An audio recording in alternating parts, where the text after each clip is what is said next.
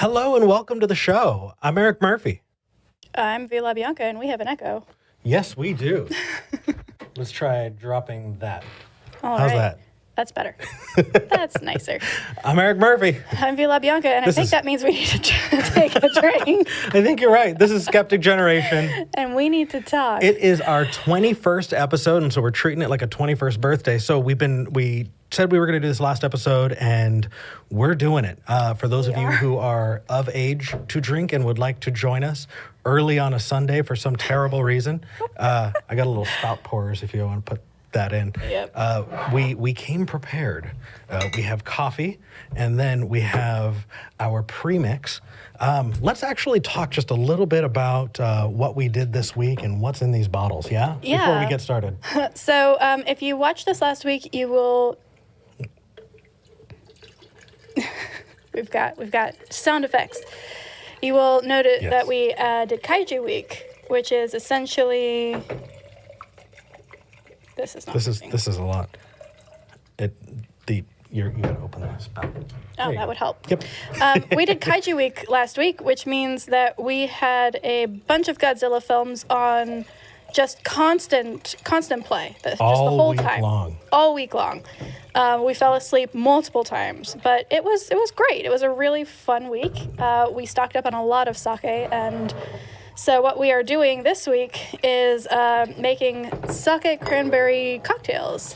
Yes. So if people want to make a sake cranberry cocktail, what we did is we poured, 3 parts sake, 1 part lime juice, 1 part cranberry juice, and top it off with a little bit of Sprite. Yep. And we're good to go. Oh, we probably should have gotten something to mix these, huh? We're fine. Yeah, we're fine. Okay. It'll just get stronger as it gets lower. So we are, like we said, we're celebrating our 21st episode, and we're going to do that with drinking, and we've got a couple rules first. So let's dive into it. Yeah. Our rules are, number 1, if we have a tech issue, we must drink. If a caller who calls in tries to define God for us, we need to drink. If a caller appeals to any form of solipsism in order to win an argument, we drink. Eric. Every time I say right. And every time I facepalm, we drink. And for super chats over $6.66, we also have to drink. This is going to be interesting. Yeah. We also... I am not wearing my usual setup. I'm wearing the Hawaiian shirt because I figure if we're going to be drinking and having a good time, then I'm going to let loose. This is my entire motto for today. Oof. Just a quick disclaimer / necessary shout out. If you don't drink or can't drink or this makes you uncomfortable, we totally get it. Mm-hmm. You don't have to join us for this week. If you want to sit this out, we totally understand. If you want to participate but you don't want to drink alcohol, that's also totally fine. You can drink your coffee or a water or a Sprite or whatever it is that you would like to do. It still counts. And finally, if you can't watch the actual show while it's airing live, the nice thing is this works just as well if you're watching it back. Yeah, absolutely. So you can absolutely play along even if you weren't here on Sunday watching us live. Which means that if you're listening, wanting to drink and find yourself needing to operate heavy machinery or needing to drive, please don't. Yes. Skeptic Generation is not liable for damages incurred while listening to the show or doing what we do. All right, and we already have 3 separate... Oh, dear God. Okay, so one for the audio. 1... For Johnathan. 1 for the Quiet Gorilla. 1 for the... And 1 for Salvatore. Salvatore. We are so fucked. Oh, people with misophonia are going to hate this episode. Yeah, apologies in advance. Yeah, absolutely. That said, we're shouting out everybody now. Can't promise we're going to shout out your name in the middle of the show, but we will drink. All right. Yes. Is there anything else? Oh, yeah. How about our regular stuff? So, yes, we did Kaiju Week and all of that. That was fun. We had a good week. I live tweeted all the way up until I couldn't. I tried anymore. So hard. Like I did 3 days and I was fine, but... Anyway, Skeptic Generation is an independent show brought to you by viewers like you. It is entirely your support that's keeping us going. If you like what we do and you want to continue and you want to contribute, Already hitting. It's already hitting. I know, right? If you like what we do and you want to contribute, or you just want to get ad-free versions of the video or the podcast or any other number of perks, consider going to patreon.com/skepticgeneration. That helps. But also hitting the like button, subscribing, hitting the notification bell, and sharing this out. We are growing, and I would love to see us hit, another 1,000 before the end of the year. That would be fun. Yeah, definitely. And, well, we still have that top of mind here, those links, in case you would like to see us continue past our 21st episode, assuming we don't die today. I think we're going to be good. We will be good, but we also need to take two more drinks. Oh, man. Sheena, cheers. And student Dr. Ben, you bastard. Okay. Let's go on. Are you ready to take our first caller? Yeah, who would you like to talk to first? I'd love to talk to Theo. All right. Now, here's the deal with Theo, real fast, before we jump into this. Do you think Christianity is beneficial or harmful for society? Has been used twice by the same troll last week. Mm-hmm. So, Theo, I've got my hand on the drop button, just in case. Theo, right. Hey, you there? Yeah, I'm here. Hey, you're not that troll, are you? No. Oh, Okay, cool. What did you want to talk about? That's good. Absolutely. And, I hope you guys are doing well. I hope you're doing well, Eric and Bila Bianca. Yeah, We're thank doing you. very well. Absolutely. So I guess my question was, what caused you to become atheist? What was kind of like your life story? Damn. That is a really tough question. I hope you understand that we're going to give you an abbreviated version because that is just a very long story. Oh, you're in Texas, aren't you, Theo? I can hear the wind. It is a windy day outside today. Yeah. Yeah. If you get any chance to shelter from the wind, that would be helpful just for the people listening. V, do you want to go first? Sure. So for me, it really was, I think that the turn of phrase that I really like is death by 1,000 cuts. Mm-hmm. And it really wasn't this one big moment that made me an atheist. There was no big traumatic event. There was no, single professor or single class that in college that turned me atheist. It was a lot more kind of slow and nuanced than that. So I think for me, it was asking a lot of questions and not really getting good answers, even from people who everyone else said were the people with the answers. So I was unlucky enough, just to go to a Christian college. I had a lot of really intensely learned and scholarly professors in Bible history, in interpretation, in theology and philosophy. And so these were people that everyone was like, these guys know what they're talking about. And they did not give good answers to my questions, which led me to search elsewhere, which kind of opened me up to other ways of thinking just because I was looking for them. It went from there. I would say that the entire process took from 2014 to 2018, 2017 to be like a complete cycle. So it took me 3-4 years to actually realize that I was an atheist and not some other form of religious person or spiritual or, all those other definitions I cycled through in that time. Yeah. Theo, before I give my story, do you want the opportunity to respond to V? Sure. I guess I would just ask, what question would you get answers for? Oh, yeah. What kinds of questions?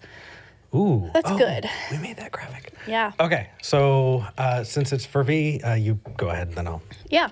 We are going to need to keep chugging, it looks like. Okay. Theo, V and I are just going to be catching up with the live chat. We hope you understand. 1, 2, 3, 4, 5, 6, 7, 8. I'm a little bit ahead of you, so I've got 6. All right, Theo. So questions that I didn't get answers to were, what is the Trinity? how real, how legitimate is the Bible in terms of inerrancy or infallibility? Where are the first copies of these manuscripts, and how have we, how did we figure out that Jesus lived, existed, died, was resurrected? All these things that we take, for granted that happened. How did we come about those? Our understanding of those? And a lot of logical contradictions ended up happening, especially around the concept of a omnipotent, omnipresent, omnibenevolent God, how that could coexist. So slowly but surely, it started chipping away at that first form of Christianity, which was very conservative, very evangelical, very Protestant. And so once that kind of fell away, it wasn't like, oh, so God doesn't exist. It was, oh, God must be something else. God must have different attributes that do make sense. So then I started diving into more progressive forms of Christianity. I looked into reincarnation for a while. Is this a thing? How do we know? How do we tell?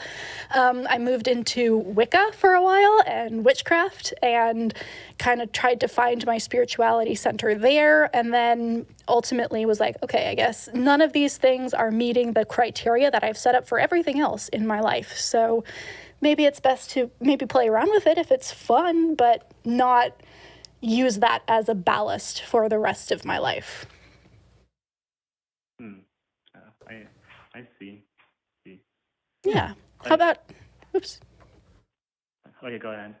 I was just going to say, what are your thoughts there? Or Eric, if you want to jump in, I need to catch up on the... Sure, I can chime in unless you have anything else that you wanted to ask B. Yeah, I guess just like, well, what are your thoughts on meaning? Do you think like life is meaningful in both ways, like being a Christian or not being a Christian? Yeah, absolutely. I think that that's a great way to put that, honestly. I think that life is meaningful because we are beings that create meaning. And some people have created meaning through their religion, and some people have created meaning outside of that religion or within a different religion. So I think that, every single person has meaning. And it's not an inherent thing that we are given. It's something that we create and find as we go.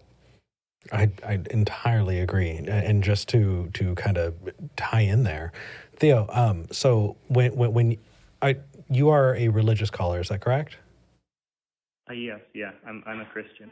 Okay, so Theo, when you say, do you find meaning, I'm assuming that you're implying that you find your meaning through being a Christian? Yeah, like I ground my identity in God and in Christ. Okay. So would you say without God or Christ, you're nothing? Well, I guess like this world is temporal, right? Like if I try to see what makes me valuable is the amount of money in my bank account. Well, if that drops to nothing, then it's like, okay, nothing to live for. But with what makes me valuable is that I'm with this girl or I'm with this guy. If they go, then then it's like, okay, no point in living. Agreed. Like this, a lot of stuff in this is temporal. Well, but here's the thing. I don't think you should base your value of self on those things. And I'm an atheist. So if the idea is, and I know that when I was a Christian, that was the idea, is if you don't have God, then you must draw your value from money or from attention from other people. But that's not the case. You're talking to two atheists right now, and I think I can comfortably speak for both of us. And when I say that we draw our value of ourselves from ourselves, and I think that everyone does that. In fact, I think the language of, well, you need God to have value, let's replace that with boyfriend. Because that idea of, oh, well, your relationship with another person, I'm going to ground my self-esteem and my value in the relationship with this other person. I was like, you need God to have boyfriend? No, but without me, you're nothing. That's abusive. I mean, do you think that a relationship with God, without that, you don't have value? I mean, I'm trying to kind of figure out where you're coming from, because from where I'm sitting, that doesn't sound healthy at all. Yeah, that's a good question. I mean, wait, like I see God. He is our good heavenly Father. He loves us best for us. Knows what's best for us. He always calls us to Him, and I don't think that He's abusive. Rather, I think that I'm a sinner. I do bad things. I rebel against Him, and it's He pays for my sins. Like I deserve to go to hell to pay for the bad things I've done, but He paid. And when I accept that He paid for me, my sins are paid for. So I don't. So His righteousness covers my own unrighteousness. Yeah, that just sounds abusive. Here's what I think, Theo, and I think that at face value, if you say that, and because I was right there with you, it's not abusive in the way that you're thinking about it. In the way that you're thinking about it, the world is set up in a particular way. God gave you an out, a very merciful out based on the rules of this world, and you get to take that out with minimal, harm or damage to yourself. Right? Like you get to say, yeah, Jesus saved me. All right, I'm good. That was easy, and it was something that I could do. It was within my reach, and now I'm set. And that feels merciful. It really does, until you start thinking a little bit deeper into those layers and go, okay, well, if these are the rules of the universe, who made the universe and who set up those rules? Were these rules within God's capacity to change? And if they were, why doesn't He? Why does He make it so that there is a hell? Why does He make it so there is necessary payment for sin? Why is there sin? So once you start asking those deeper questions, that's where Eric's coming from. Because in Eric's mind and in my mind, what we're talking about is not what you're saying. What you're saying makes sense on one level. But when you go deeper and you start asking these other questions, it starts looking like God set up an impossible system.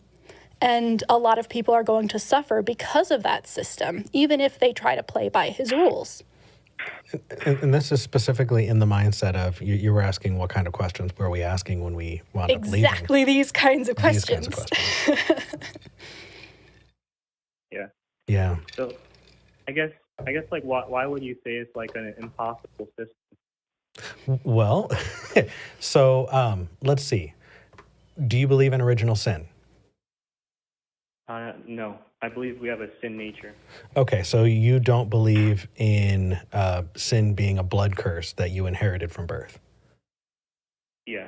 I think that I don't believe we inherit sin from Adam and Eve. Okay, so then where does sin come from? Sin is the rejection of God, so it's privation, a lack. So like how darkness is a lack of light, sin is a lack of God. It's like me rejecting God or you rejecting God. So I totally get it. Just where do you get that from? Because that doesn't come from the Bible. The Bible gives you a very clear statement of where sin comes from. So where are you getting that from if not the Bible? Like, are you just making that up?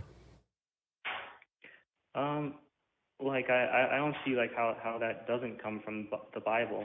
Well, I can pull out my Bible and read to you exactly where sin comes from, and it is a blood curse that is bestowed on Adam and Eve for eating of the fruit of knowledge of good and evil. That's what that is. This graphic is staying up until you take a drink. Oh God. Okay. Another one? Another one. Okay, fine. All right.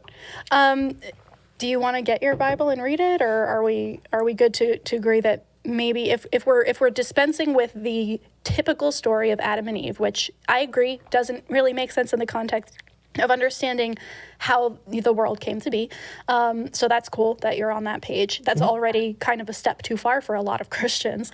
But yeah, I'm curious, is this an interpretation of that works with our current understanding of evolution and biology? Is this from something else? Maybe a pastor has told you this, maybe a theologian that you've read? Or maybe is this a gentler version that is a little more palatable? Well, I just believe this is in line with what the Bible teaches, like, that God, He's good, He's holy, and, God doesn't lie, He's always truth revealing, and there's no higher standard of good than God. So Well, Like if we look at, I actually, Theo, that's a great statement. You said there's no higher standard of good than God. Good is God, good is holy. Fantastic. Let's test that. I've been doing a lot of research into the Old Testament. Is genocide ever good? genocide, well, like, humans should not be murdering other humans, and yeah, so. What if so God we should be tells you genocide. to? Because if you look at the conquest of Canaan and read through, kings and oh gosh, now I need to grab my Bible. V, hold on just a second. Can you hold down the fort? I'm grabbing my Bible. All right. So I love this conversation, by the way, Theo. I really appreciate that you're calling in. It sounds like you really want to have this conversation, which is perfect. It's great. I guess my question for you, as Eric finds the verses that he's looking for, are, as we're talking, why are we having this conversation? Are these questions that you might be thinking about too, or are you hoping that, maybe we'll come around to you, or like what prompted you to call in today? Yeah, that's a good question. Like, yeah, like I just think about these questions. I think about like, why did God put me here? What's the meaning of life? Is there, like, what gives people value? And if we look around society in modern day, people are suffering from like an identity crisis where they don't really know like what gives them value as a person. So people will try to say, well, what gives me value is like money or the amount of like fame I have or power or being with a person. Yeah. Okay. Well, I think I'm curious. You've used that example, money, power, sex, even, as reasons why somebody might find meaning outside of your faith. And the only thing that's sticking with me there as kind of a concern is that I've heard those three used very often: money, sex, power, but they're never talked about by actual non-Christians in my experience. In my experience, the people talking about those non-Christians who want money, sex, and power are other Christians. So as we jump in, because I don't want to take this down too far of a rabbit hole for you, Eric, but I would encourage you, I agree, those are bad reasons to build an identity. Those are bad reasons to find meaning. And I think that we can find meaning in better, more sustainable, more empathetic things. But I would also encourage you to talk to other non-Christians about what exactly they find meaning in, because I doubt that you're going to find a whole bunch of people saying money, sex, or power. Yeah, I was wondering like where is like a good place to like meet other like non-Christians and such. Like, do you guys have like a Discord server or? We do. We do. So if you look in the lower third a little bit later, it's listed in the lower third. It's also listed in the description for the show. If you go to tiny.cc/SG Discord, we have a growing Discord. It is moderated. So if people want to hop in and troll, they're not going to last very long. But if you want an honest, genuine discourse and dialogue, feel free to come and join us. Absolutely. A lot of people have asked the same exact questions that you're asking and have their own takes on it, right? We're just two assholes on the internet. Yep. So like, we're going to give you our examples and our takes and our suggestions, but every single person who has thought through these things has a little bit of a different take. So definitely, if you're interested in continuing that, the Discord is a great place to go. Also, for those people who want to check out our Facebook group, there is also a Facebook group for Skeptic Generation as well. Yes, indeed. But yeah, Theo, there are just a lot of things that you kind of included in there that V rightly pointed out, the idea that, money, sex, or power would be things that we would necessarily need in order for self-esteem, identity, all of that, reason for being. And you also, it seems like you're implying that being told what your reason for being in is better. Like, you're talking to people who don't have confidence that the Bible is accurately reflecting the real world. And so if just a book is the reason you're, finding value in your life, like, that also seems kind of flimsy on our side too, if, looking at it from the outside. Mhm. Well, I mean, I guess do you believe like there is like a good like something that is above us, a law that we're all accountable to. Like I mean, if you look at Sam Harris. I got it. So you said there's a law everyone is accountable to, like what? Well, I guess God's law, right? God. Okay, so but you can't use God's law to explain God's law as an example. Like, what kind of rules are important that you're getting from God that we aren't getting, from not God? What kind of rules?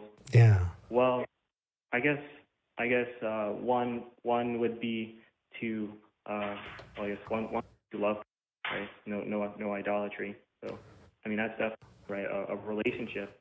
Okay, so no idolatry. Well, I can guarantee you we're not worshiping any idols, so we're good on that one. Yeah. I mean, you're worshiping a thing, so I think you might be closer to that than we are. You got two. I already drank one. Yeah. Okay, cool. But I mean, how about murder? Or like I said, genocide. How about rape? Right? I think we get to those through secular means because God commits those things in the Bible. Do you, I guess, do you hold to what Sam Harris holds to, the whole maximizing well-being? I think it's a good metric, but I take Sam Harris with a grain of salt. I take what I find useful, but that doesn't mean that I hold strong to everything. But in case people haven't read Harris, are you specifically talking about morals, ethics? What was it? Better Angels of Our Nature, I think. Was that the book? Not quite sure. So for those of you who might not know what maximizing well-being is, so essentially there's this theory among some ethics philosophers who are secular that a good metric for establishing a baseline morality is minimizing harm and maximizing well-being. So anything that we can agree as a society does one of those things, that is a good thing. If we can minimize the harm caused by a thing, or put up confines around a thing that causes harm, that's a good thing. And also, if we can find things that maximize everybody's well-being, that's also a good thing. So those are kind of the two criteria for what we would consider to be good in a non-religious society. And that has a basis in just understanding how we benefit when the rest of our in-group actually has access to things that maximize well-being, right? We have more time to pursue the arts if we are, food and housing secure, right? Which a lot of people even in the US aren't. So yeah, that's kind of a baseline. And I'm curious, Theo, what about that doesn't strike true to you, or does it strike true to you? Yeah, it's a good question. I guess with regards to maximizing well-being, I guess the question is who defines what is well-being? Like what is maximizing well-being? Like, is it you? Is it me? Is it like a group of wise graybeards? I hope not. Although apparently, right about now in the U.S., that's what it feels like. A bunch of just gray old dudes deciding.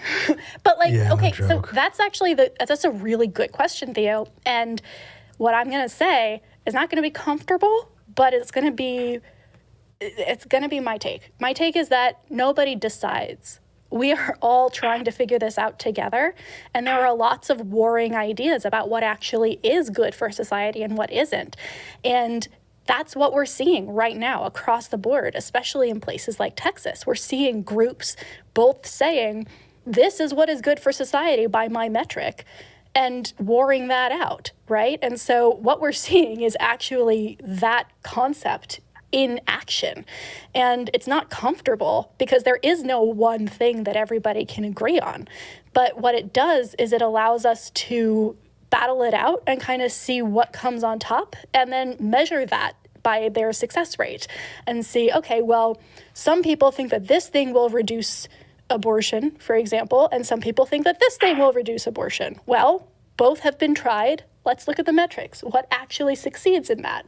Is it limiting abortion access, or is it increasing secular sex education in schools? Which one seems to do better? What if we put them together? What if we get rid of it all? Like, all of these things that are so fraught right now is exactly the result of a bunch of different people coming together with their idea of what maximizing well-being looks like and trying to hash it out. That's fair. So Theo, Right, go ahead. it's okay. So we do have other callers, but can I leave you with something? Y'all have been talking about arguing. You know, V was specifically talking about arguing what you think is moral. You know, people figuring out and pushing back on each other about what they think is ethical and moral and right for society.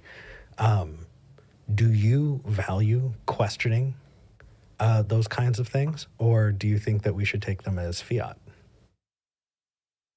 Yeah, I definitely do value, questioning. Like, Okay. What, Okay. So I think that alone is undercut in the Bible. I really don't think it's a good book for achieving those goals that you're looking for, man. You know, if you want to look at doubting Thomas. I mean, look at how much Abraham was lauded for being willing to unquestioningly take his son Isaac up to the top of a mountain to murder his own son, right? Look at how much doubting Thomas was scorned for having the gall to question, these wild claims.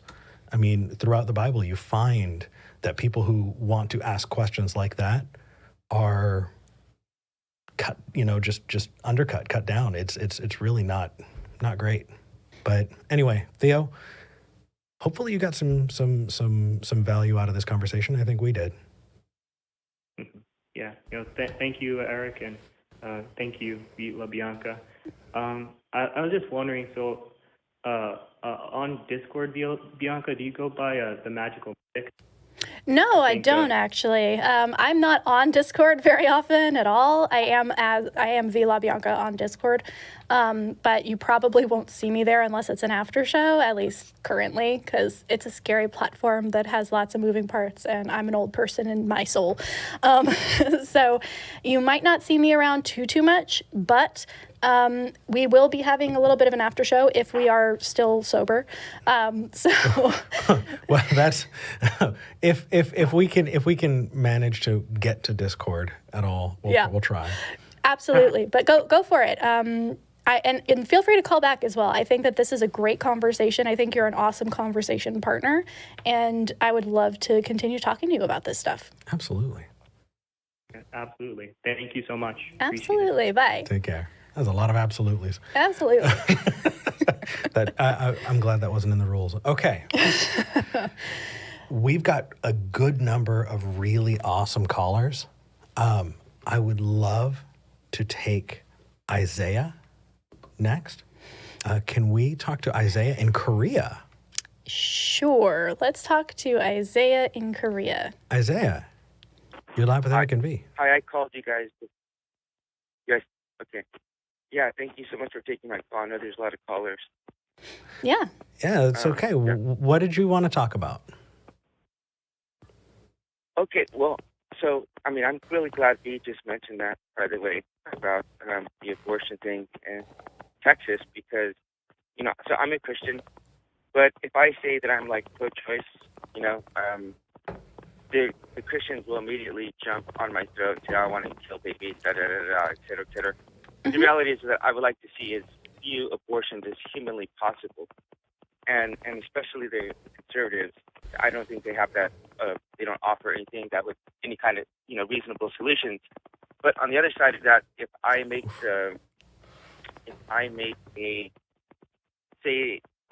I want to talk about the trans issue, because if I propose any kind of restrictions or any kind of a concern I'm instantly assumed to be transphobic and hateful. So that's I want to like what I wanted to ask you is like, how can we have conversations and just not assume the worst about each other? I think you guys actually did a good job with that other guy. Thank you. Appreciate that. So I guess my first question is, are these two things synonymous, right? Like you're using abortion as an example of how if you say you're pro-choice, everybody on the one side jumps down your throat and everybody else assumes something. And that's just in general a bad way to go about interacting with people, assuming that you know what they mean when they're saying a thing or what they think. So we're against that here. So we're going to reserve judgment. Right.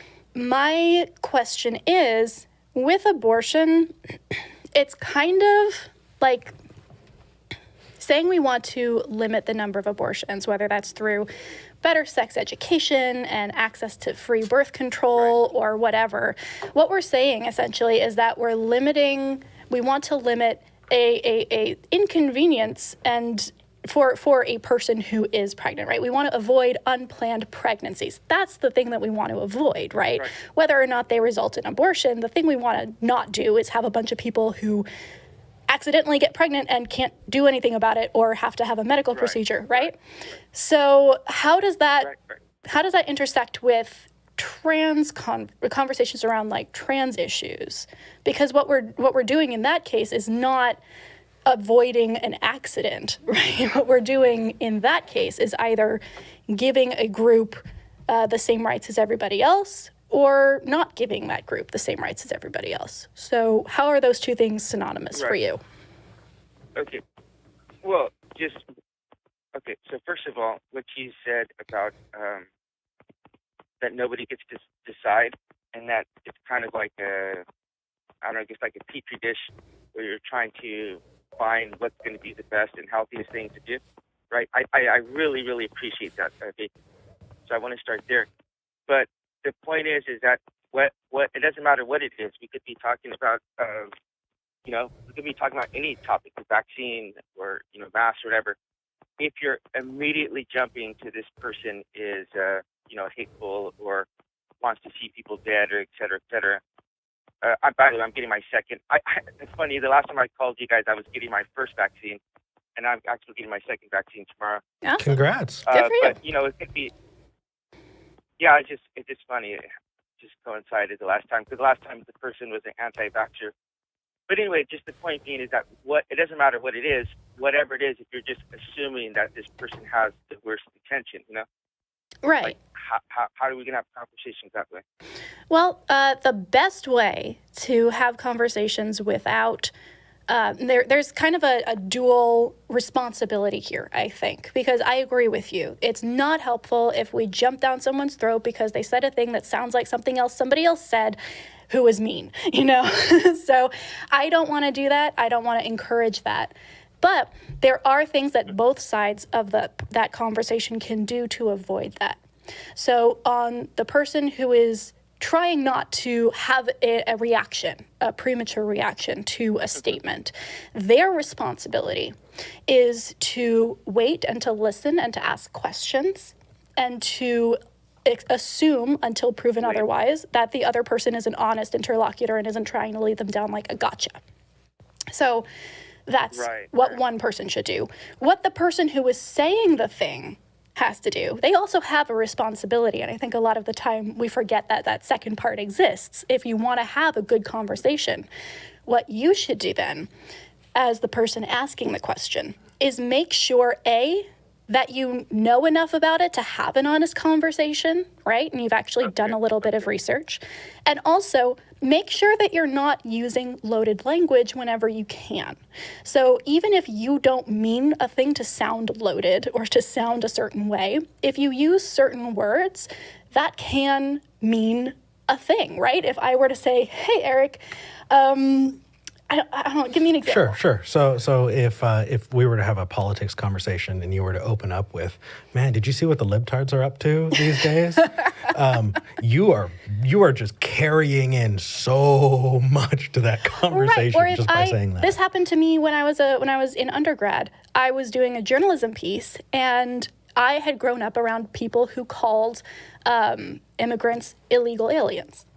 Oh, yeah. Oh, illegal aliens. Yeah, that was one. So for me, I was not trying to be, inciting any kind of negative reaction. I was just having a conversation, and that's the term that was in my head because that's what I grew up hearing. But I could have done a little bit more research and realized, oh, wait, if I don't want the other person to kind of get up in arms at me, I should probably use a term that doesn't have so much baggage. And that way I can better actually explain my position. And that will help them to better hear and understand me. I'd also like to add in a couple other little extras that may help. So the first is, do you, let me use race maybe as an example. Can you say something racist even if you don't consider yourself racist? Sure. Can you look at a statement in a vacuum and say that statement is racist? Or do you need to look at who wrote it first? Sure. Yeah, sure. Yeah. So a lot of time. I think racism is. I'm sorry. I think racism is a little bit a loaded word as it is, but yeah. Sure, but I mean, I'm as long as you're understanding the point, and we're able to move forward, right? A lot of times people will look and go, hey, they say something and maybe they didn't mean for it to come out that way, and somebody will say, hey, that is a transphobic, racist, or whatever statement, and they'll go, well, I'm not that, therefore, what? Then what they said wasn't that? I think having the reaction of trying to defend yourself is something that everybody does, and we really have to train ourselves to stop, reflect, and go, hey, did I say something that had that effect? Whatever your intent is, that doesn't mean that it matches the impact of what happened. And so measuring out that intent and impact are really important. Number two, second one, that is, there's a difference between arguing a topic and arguing the validity of someone's existence, right? So I'm having trouble. I think that the gay marriage debate was something that was a lot bigger 10 years ago. Now that it's kind of past here, it's kind of just normal, or a lot more normal. Yeah, right. Right. But when people were having this debate, people were saying, well, marriage needs to be between a man and a woman. Well, why? Right. I'm against as a Christian, but together. Hmm? Say again? No, I am like pro. Again, if I make that position known that I believe an equal marriage, again, the Christians will go and assume that I right. I'm affirming, right? But people would use they make that assumption. No, I'm not. Right, but people would leverage in, these slippery slopes to things like bestiality and, child rape. Right. And what they were carrying in there were implications that people who were gay were somehow more prone to committing sexual assault or being, predators. And those conversations, people are saying, well, I just want to have the conversation. That doesn't mean I'm homophobic. Actually, if the conversation is, are they really, child predators? Yeah, it's homophobic. Having the conversation, if you want to have the conversation, you're going to have the conversation, but just know that that is a very homophobic place to be coming from. And the same can be said for transphobic conversations, right?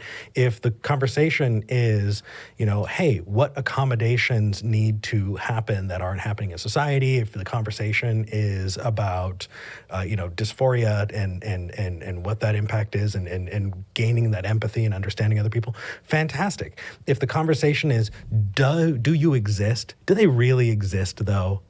Or are they just lying? Like, that's transphobic.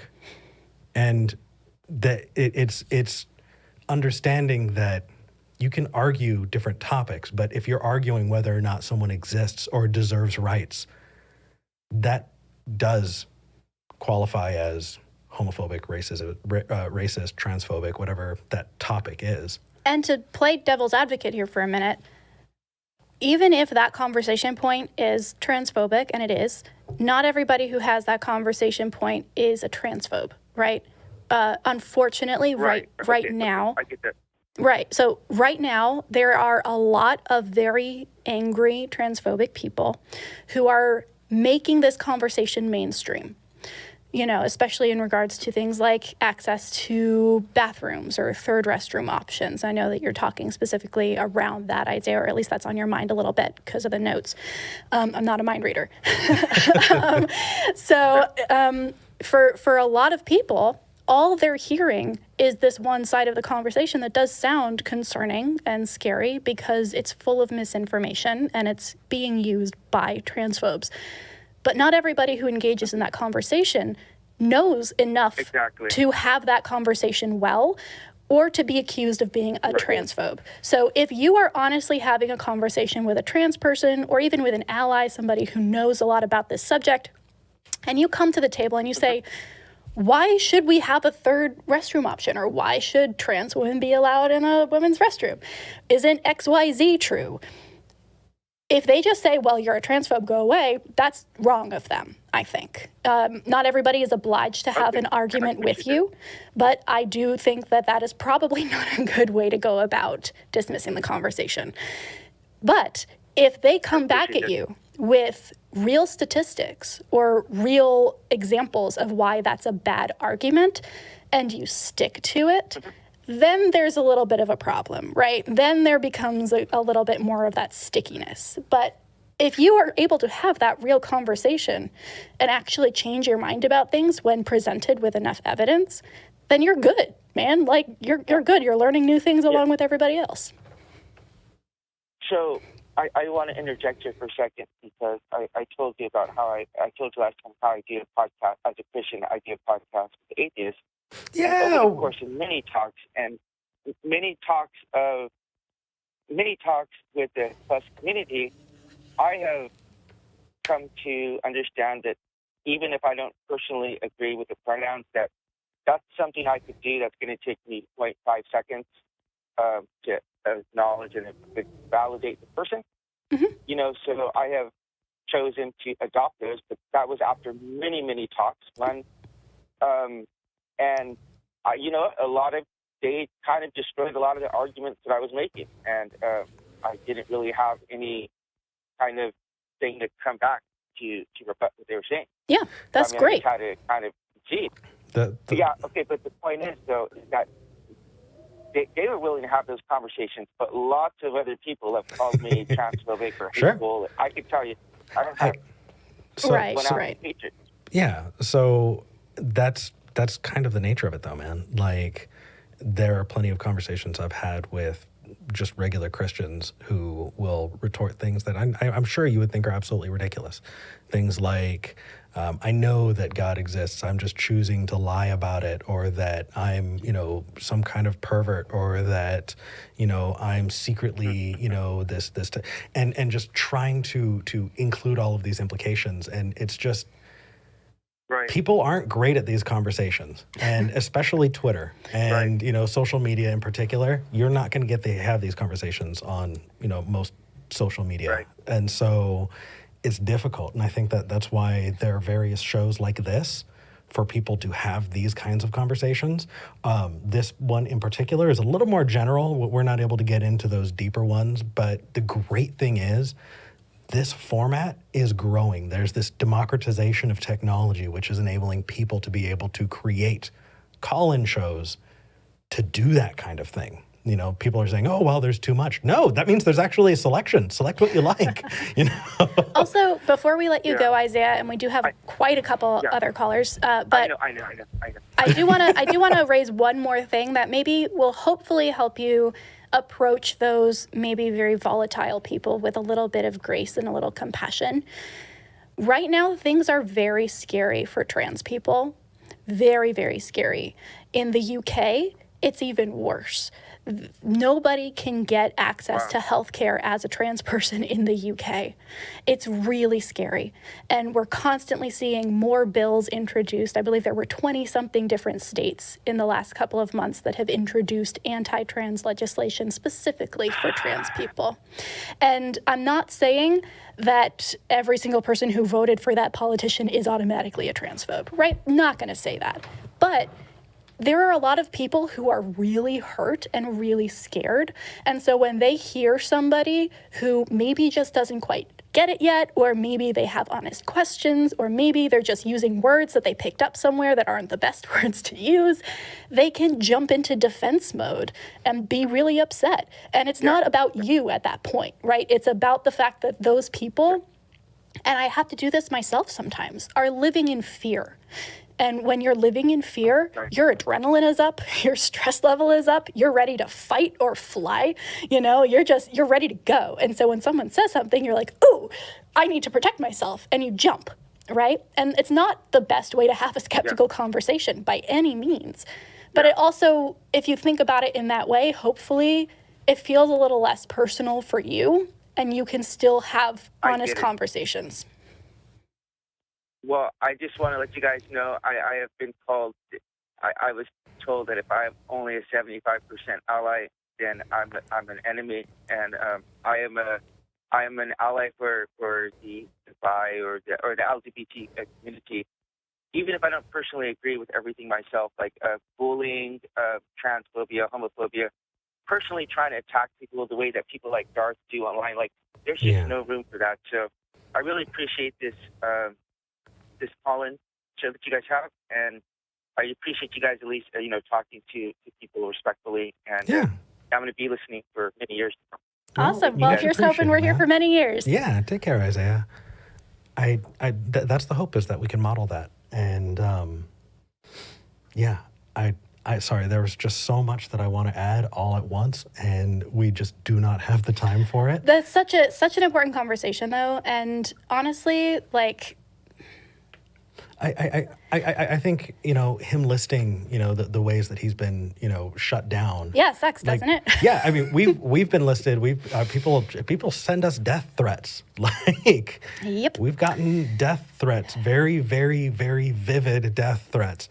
That doesn't Don't go there. It's so nightmare inducing. And I do want to clarify, trans people cannot get healthcare specific to anything related to transition in the UK. And a lot of the time, if you're halfway through transition or have that as something that's ongoing, it's also very difficult to get other kinds of healthcare because, say, you have a marker that identifies you as male because you did all of the things that you needed to do, and now your insurance and your everything identifies you as a man, and then you go in for a pap smear, they're not going to give it to you because you are a man. So your insurance won't cover it. And so there's a lot kind of encapsulated there, but specifically the issue here is that nobody who is trans right now and wants to transition in any kind of surgical or chemical way can do so in the UK right now. Yeah. So glad I cleared that up. Absolutely. Just as an aside, for the person who said that they're dealing with Christophobic people, the level of persecution complex is amazing. You should call in because I want to know just how deeply up your own ass you are. We will give you the airtime. I want to hear about Christophobia. Okay. Amazing. Right?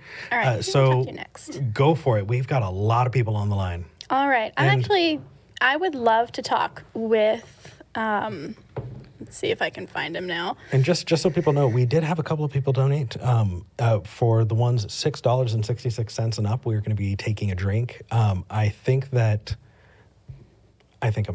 gonna do it anyway. But cheers to you guys. This is getting rough. This was supposed to last a whole lot longer. It is oh my gosh. So we've got about 40 minutes left. So we'll see if anybody makes 30. us. Anybody makes us a face palm or say right. But let's talk with Johnathan. Okay, sounds good. Because I always want to talk with Johnathan. Johnathan in Alabama. Hey! How's it going, bud? Doing well, doing well. Trying to stay away from certain keywords that will make me drink. Right? I see what you did there. Jerk. No, if it makes it feel any better, I've been following the rules. Oh, good man. So what did you want to talk about? Well, specifically, I wanted to talk about something I had mentioned to V after one of our talks that I have been not calling in on lately because I don't have a good reason, but going on. Just how high of a standard we should hold ourselves and how high of a standard we should hold other people to in our attempts to be good people. Because I've definitely noticed that as I hold myself to a higher standard, as I learn, as I develop, it is very easy for me to be that unfair, stern dad man towards other people. Well, in very specific scenarios, because in most cases, we're actually incredibly forgiving as people. You know, if somebody said that they lost their family in a fire, right?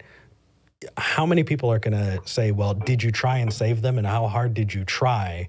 You know, I don't see physical scars and burns on your face. So obviously you didn't love your family. You know, like. But that's something I would definitely say to myself. Exactly. We hold ourselves to a much higher standard most of the time than we hold other people. Need a drink? Also, just while we're here, I do want to give everybody a quick refresher on the rules. I know some people were asking what the rules were because they came in a little bit late. Yes. The rules are, we have a tech issue. A caller tries to define God. We got a couple of those in the last few calls. Caller appeals to solipsism. Blah. Caller appeals to solipsism. That was a tongue twister. Eric says right. V-face technically just Does did. that count? Yep. Yep, that I'm counted. drinking. All right, we're going. V-face palms or super chats at or over $6.66. Well, I of, would define got another God drink. as Oh, that which people you assign to the universe fucker. in order to keep Ass. from You thinking get about one. their own morality. You get one.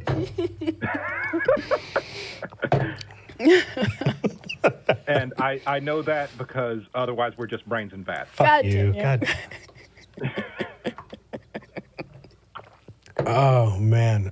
So for people who are used to getting the podcast a few hours after the show ends, thank you for your patience. That's not going to happen today. We're going to want to make sure you know when we're drinking. Yeah. But ultimately, when you're talking about what level you hold yourself to versus other people, I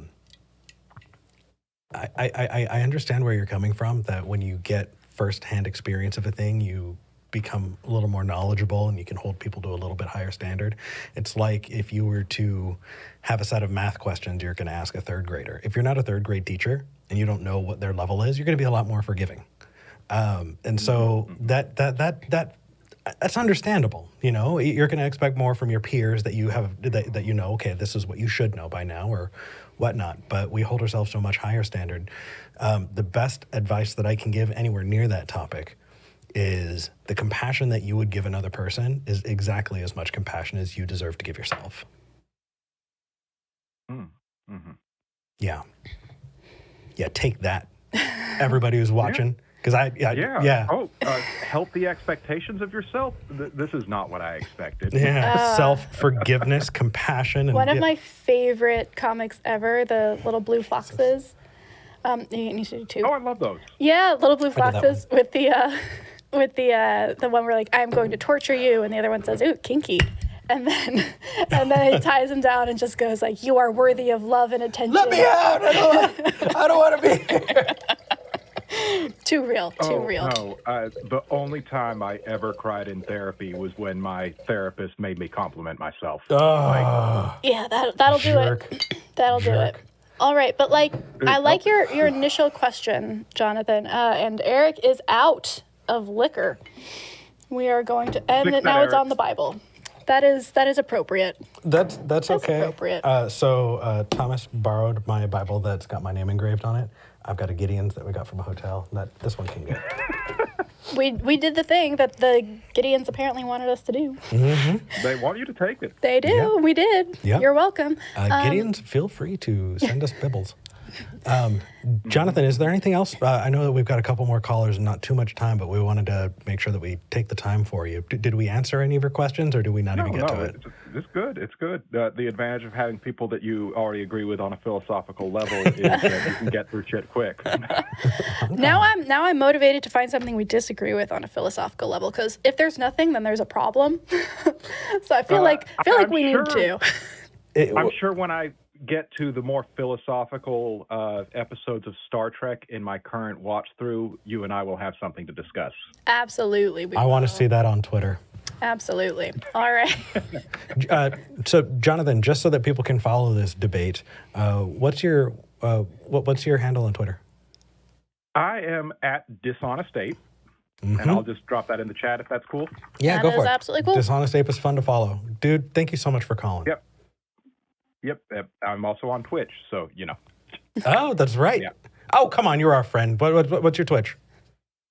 Twitch.tv/Nat1Heroes.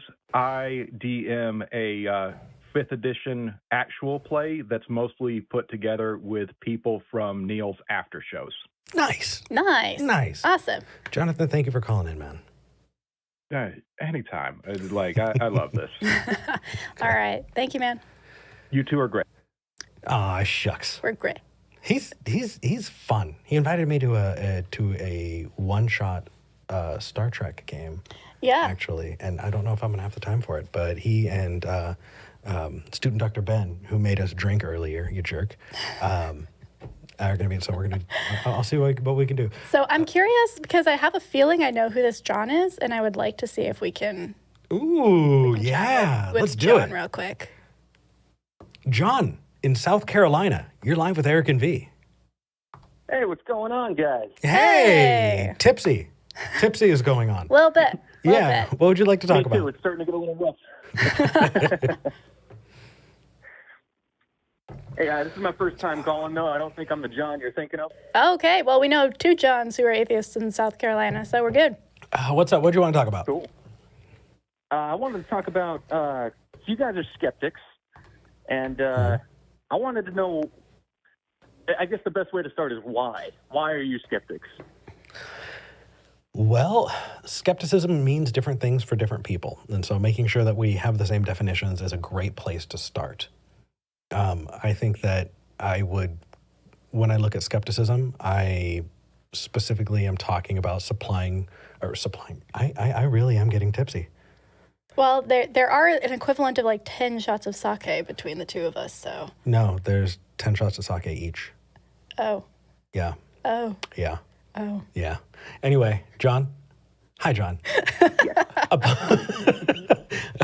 Applying the Socratic method, Socratic questioning, if something is, if a new idea or position is put to me, I'm going to look at it from 100 different angles because I want to understand it. And it's probably really annoying to the people around me. It's one of the reasons why I think V and I get along so well is because every time a new subject comes up, we're going to take devil's advocate and just dissect it a million different ways. And then at the end of it, be like, oh, okay, I'm good. You know, do you use skepticism to get to truth? Ooh, that's tough. I don't think you can. Skepticism is looking to disprove a thing.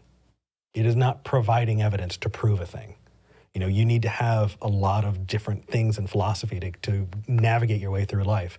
But because I don't feel like there are enough people who are applying skepticism, and you wind up with weird dogmatic rules, different religious practices or societal practices that are entirely out of date, that are unnecessary.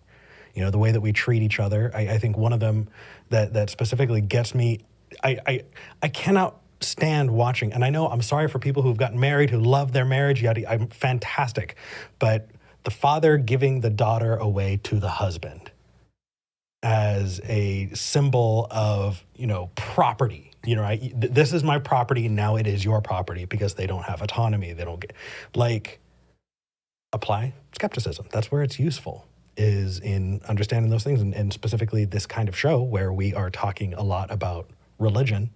That's where it's useful, and so we're going to identify as skeptics.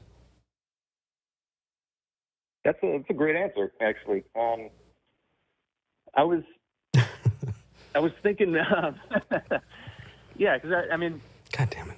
I was thinking if you have no access to like capital T truth, if nobody has that access, how can you tell if what you believe is true? I mean, obviously you can go off of evidence and stuff, but how do you know?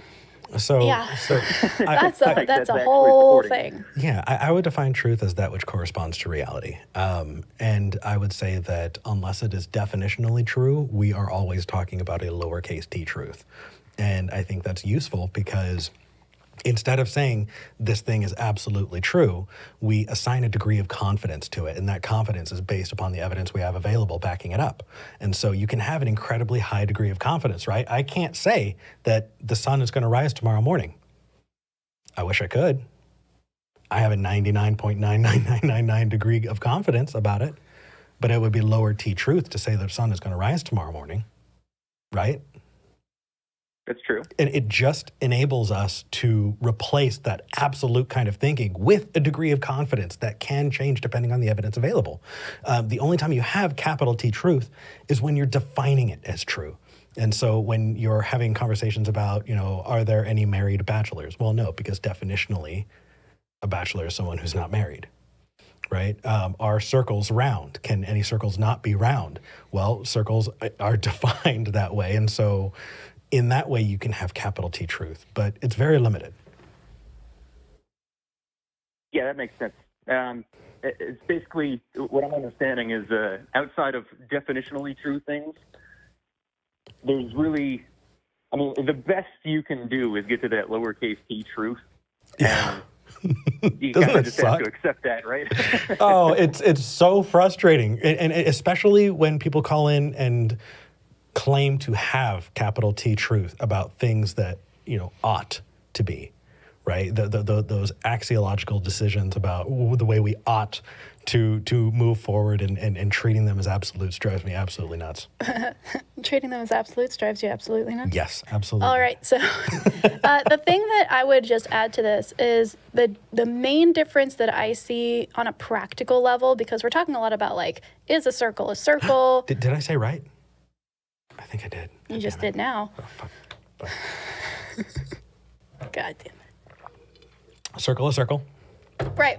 We can talk about whether or not a circle is a circle, but that's not really practically useful for the day-to-day. So where does that skepticism come into play on a practical level? Why should we ascribe to it in our day-to-day as opposed to just some random philosophical belief system?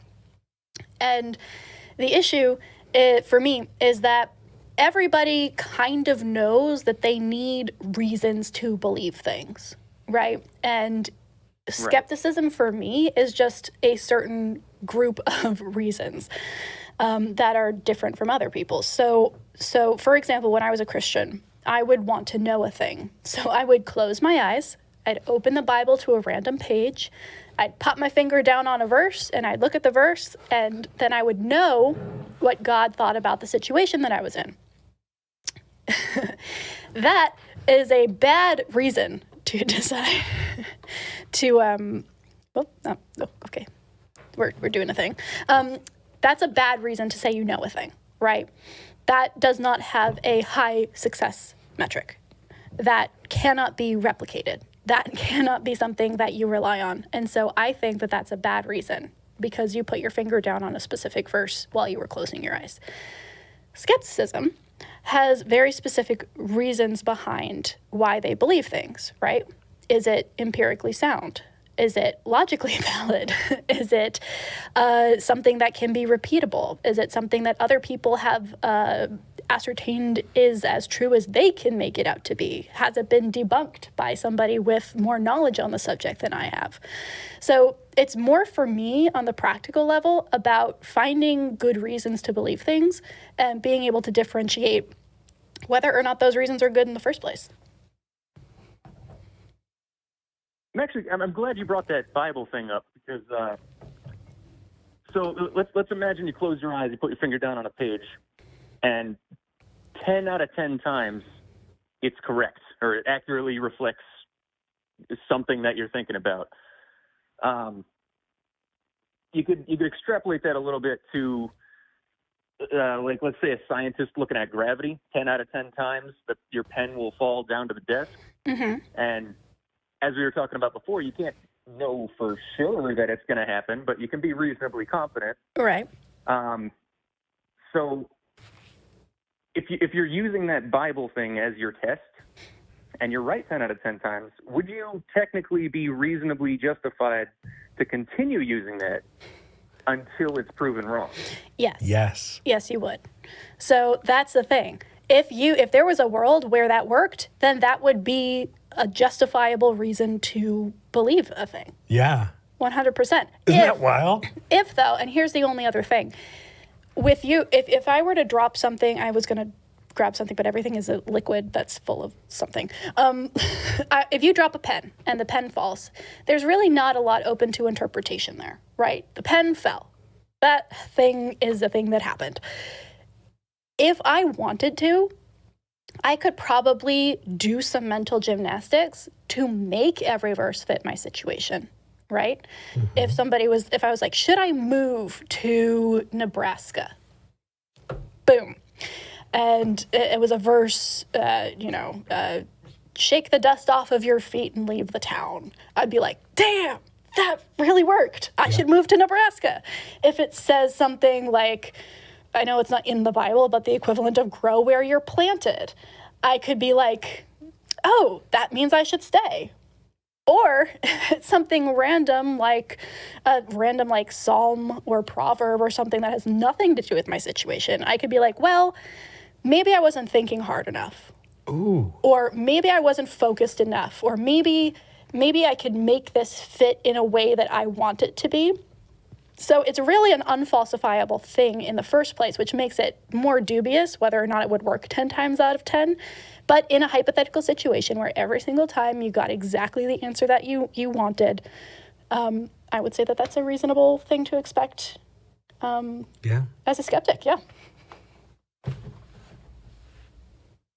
All right. I mean, that pretty much nails it. I don't have a whole lot else. Well, Awesome. Eric, that's an awesome shirt, by the way. You and I have the same taste today.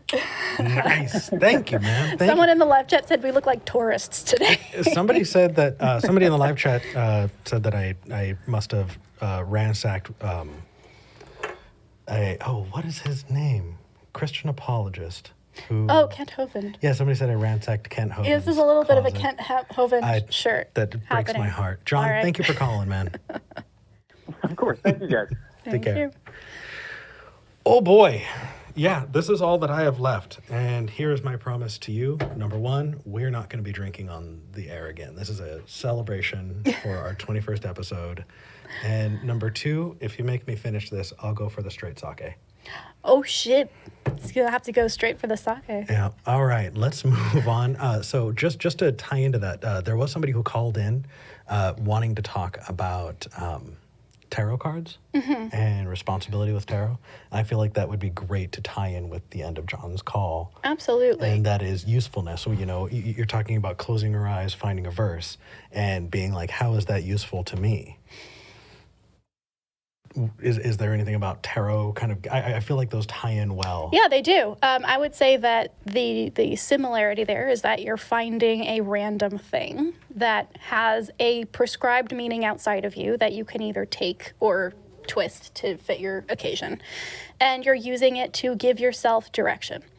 Or to give other people direction. And as long as you know that what you're doing is looking at a random verse and using it to think about new ways in which to view your situation, right? Like if you look at a verse and it says, grow where you're planted.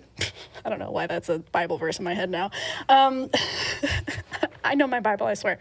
And it says, grow where you're planted. Then you're going to be thinking about all the reasons you should stay, right? And that's going to help you make a decision.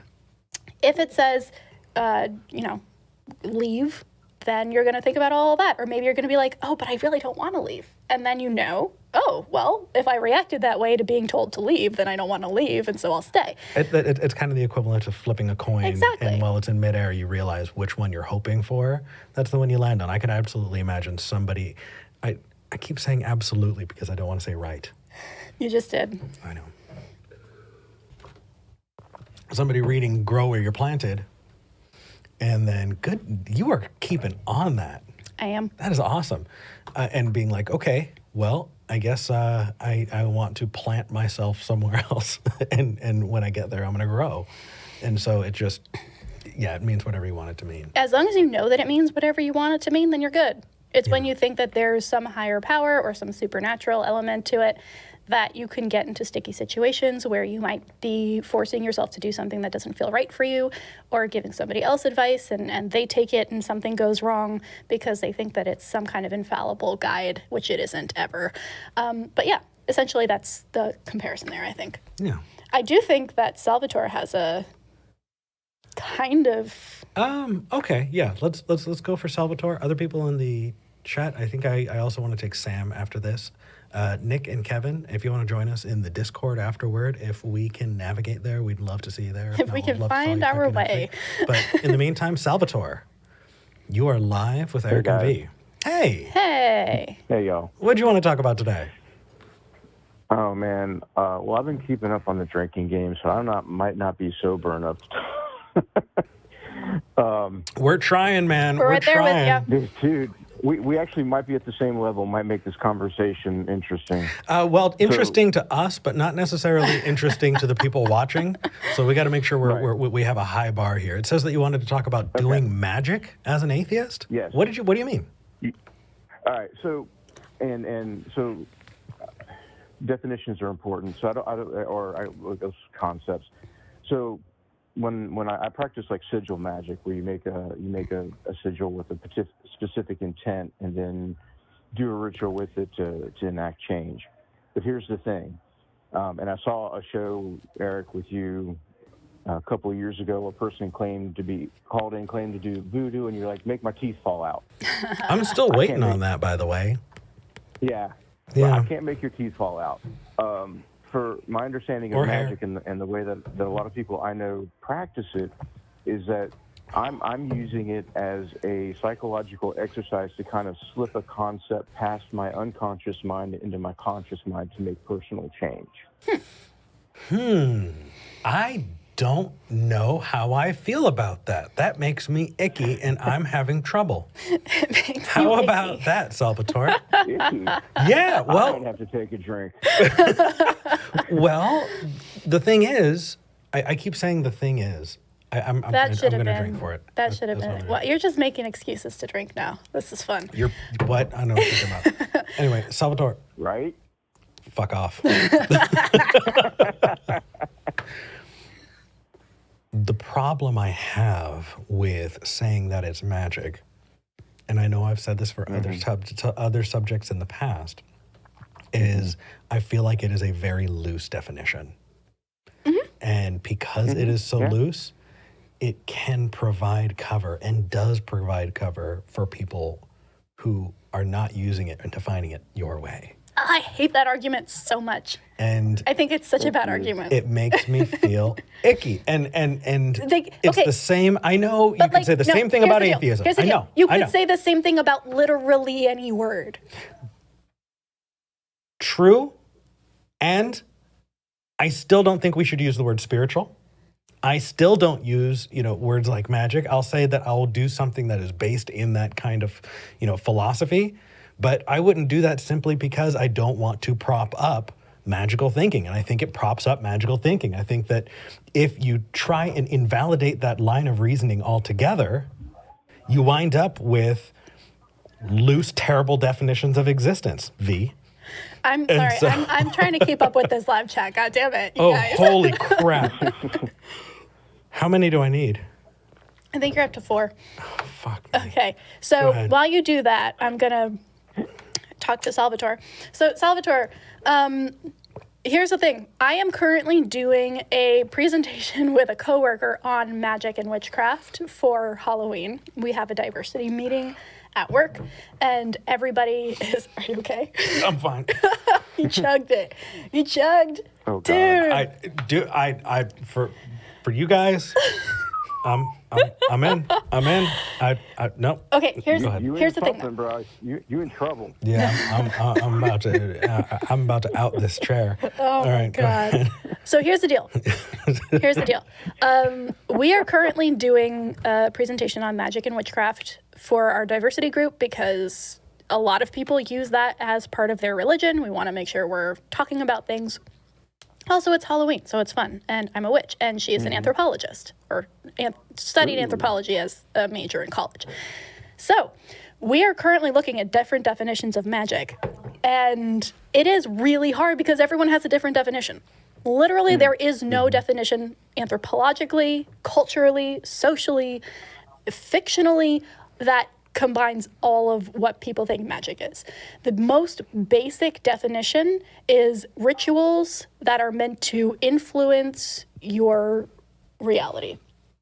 And if we take that definition, rituals that are meant to influence the world around you, Then going to the bank is magic. yeah, exactly. Yeah, So there is no definition. Well, and look, if you guys talk to a chaos musician, they would say the same thing. Like I was talking to one the other day, and it's like cutting the grass can be a ritual, depending on how the intent that you put into it.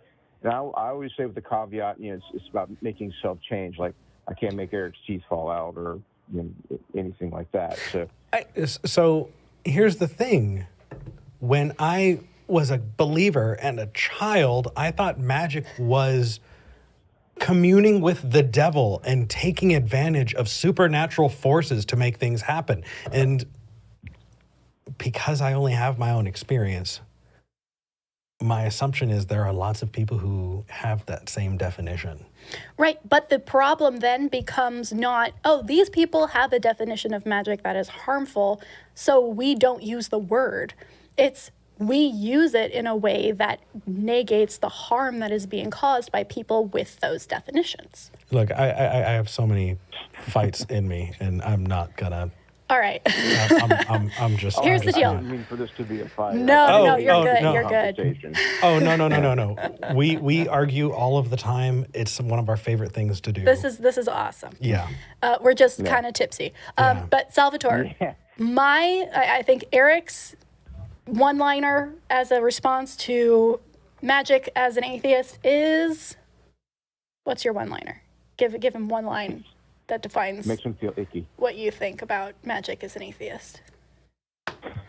I am way too big for this. All right, he has thrown in the So towel. let me change the subject really quick then.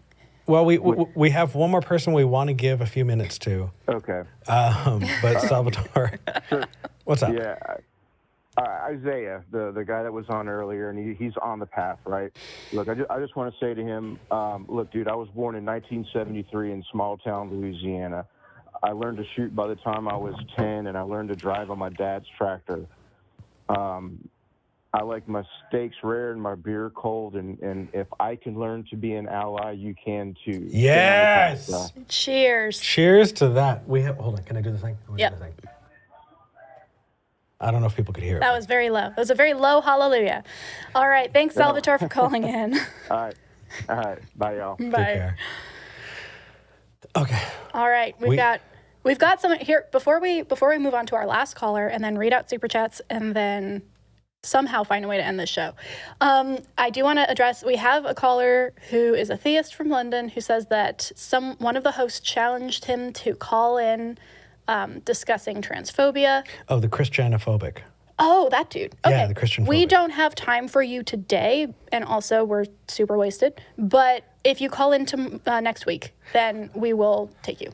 And I am very impressed that you called. Yeah, good that for you. puts you head and shoulders above a lot of the weak sauce trolls in the chat who don't even have the guts to call in. So call in early so we can take some time and talk to you. Damn. All right. Sam in Kentucky, you're live with Eric and V. Oh, howdy. Hey. Howdy. I almost didn't get to have my call taken. Oh. Yep. Yeah, you came in. Yeah. Sorry. There was a little confusion there for a second. I actually hung up. Oh, no. Well, we're glad you're back. Yeah, definitely. You are getting like 40% power, Eric. So Go for it. just be aware. Okay. What did you want to talk about? So I think that William Lane Craig's Kalam cosmological argument has atheistic implications, and I wanted to talk about that. Ooh. Do we just dig into that? Let's go as far as we can. We've got about 4 minutes, and if we don't get through everything today, really expedited version. Okay. Go for it. Okay, so in my mind, a key premise of his argument is that we can't have a past infinite, right? Mm-hmm. So he appeals to the idea that God has to be timeless. And in my mind, if the first cause has to be timeless, then it couldn't be a person, because in order to be a person, you need to have experiences. And I think experiences require temporal existence. Interesting. So if I'm going to put on my apologist hat, if you're an apologist and you disagree with me, please call in next week and we can talk about it. From what I understand, it's not that God is unable to interact in time. It's the idea that God would treat time as a room that you can go in and out of, like a bubble that you can. Because he's outside of time, right? Dude, I agree with you. I'm doing my best. I'm not going to give you a solid argument against. I'm trying, bud. Here's the thing, Sam. I think you're right. I think if you could if you could get okay. Yeah, I'm kind of excited about this. So Craig especially moves into the being must be personal, right? And so if you can get him to define personal in a way that at all requires a temporal aspect or any aspect of anything that exists, then you essentially have him. And you can flip that around and say, okay, well then your God cannot be personal. Not that it doesn't exist necessarily, but you would take the personal attribute off of the table. And that personal attribute is the one that actually gets him to a Christian God every time. So I think that's a really interesting way to go about that. Yeah, I thought it was pretty interesting. And we have 60 seconds left? About, yeah. Okay, so I was super excited to get my call taken because I've listened to you guys for 2 or 3 years, but Same. I was a Christian homeschooler. I was a Christian homeschooler before. Same. So now I'm in college and I was actually able to call in. Oh, man. Nice. Well, we're so sorry we don't have more time, but if you want to call back and dive more into this when Eric has his feet under him, because I know that he's going to really like to talk about this. I'm going to dive into the necessary portion from now until I would, yes. Yes, absolutely. Yes, the answer is yes. Give us a call back if you have the time, because we would love to unpack this a little bit more with you. All right. So, if I called back in next week, is there a good chance I would get on air? Absolutely. We'll tell the call screeners to make a note that you're the same Sam that called us this week, and we'll make sure to prioritize your call. Mm-hmm. Well, this was great. Apparently the confusion was there were 2 Sams. Oh, in no. the call line. So I actually hung up because they were we're only going to take. I think the confusion was they're going to take the other Sam or something. Oh, my goodness. All right. Well, we'll make sure to put a note in that you are the same Sam that called in this week, and we'll take your call next week. Thank you, man. Thank you very much. Bye. All right. With the $25 donation that we just got, I'm going to finish the drink. Oh, my God. Eric, okay. People are saying, oh, V handles their liquor much better than Eric. Would you show your bottle, please? What's up? So if by handles it better you mean is more prudent, then yes. Oh God. You were just finding excuses the whole time. You're like, well, look, this wasn't a rule, but we're gonna do it anyway. Yeah, I want people to enjoy this. I think you're enjoying this. I'm enjoying the hell out of this. And so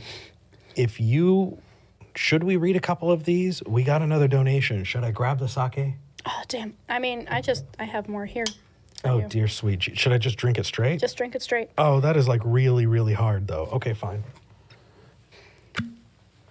All right, RG. This is for you. All right, you guys. Oh, God. Oh, we got to cut it with something. So let's read a couple of them. Yeah, sure. All right, you guys. Thank you so much for your super chats. Thank you for playing this game with us today. We hope that it was as enjoyable for you as it was for Eric. Johnathan says, I love you too. Let's see, Quiet Gorillas. We have lots of people sending smiley faces and emojis. Thank you. People saying drink, motherfuckers. We've got student Dr. Ben, who filled us in on starting their own religion that involves Himalayan salt dildos, and I think it's terrifying. I died a little bit inside when he said that on the stream last night. So your blood will be like 90% alcohol by the end of this show. Asked Deanna. Essentially, yes. Yeah. Drinking the last of my graduation present whiskey right now. Cheers. Timed my Lord of the Rings marathon to be done in time for the show. King You Nick, have thank you for joining us. Good media tastes. Oh, Sally Pickett and Chimp to Cheese. Oh my gosh. All right. We're gonna need to shut this off before we I'm not gonna walk away from this. Rage of the Animals wanted to see you drunk. Really, alcohol, have a drink. It's our 21st episode, damn it. Yeah. In Vino Veritas, says Lucas Black. Yes. Chimp, beer for breakfast, passing the P test. I don't even understand words at the moment. What I heard Eric say was, V, please talk while I set down my alcohol and grab a Bible. This is a true. Dante, rejoice and be glad, O daughter of Edom, that dwellest in the land of Uz. The cup shall pass through unto thee. Thou shalt be drunken and shalt make thyself naked. Lamentations. Oh, damn. That also, somebody else wanted you to take off your shirt, so that worked for that. Look, I am not. Oh, no, another one. Jesus. Oh, no. Jesus Christ. We got to get through this. All right, you guys. I'm going to throw this up one more time here. If you are interested in helping us out, we want to be here for years and years. We want to get old doing this with you guys, but we need support in order to do that. We have gotten so much amazing support from all of you so far. We are just so grateful. If you are interested in helping us get to the next level of awesome, consider donating. And that's about that. So one more I got to read is Juan Morales said that's their very first super chat they've ever done. Solo para ver a Eric beber más. He wants to see me drink more, you jerk. So we love you guys. Thank you so much for seeing us through to this. We are doing our absolute best. We've got some amazing volunteers, but when it comes to putting this show out, it's just us. And we're trying our hardest. And this is already after 21 episodes. It's been an amazing journey.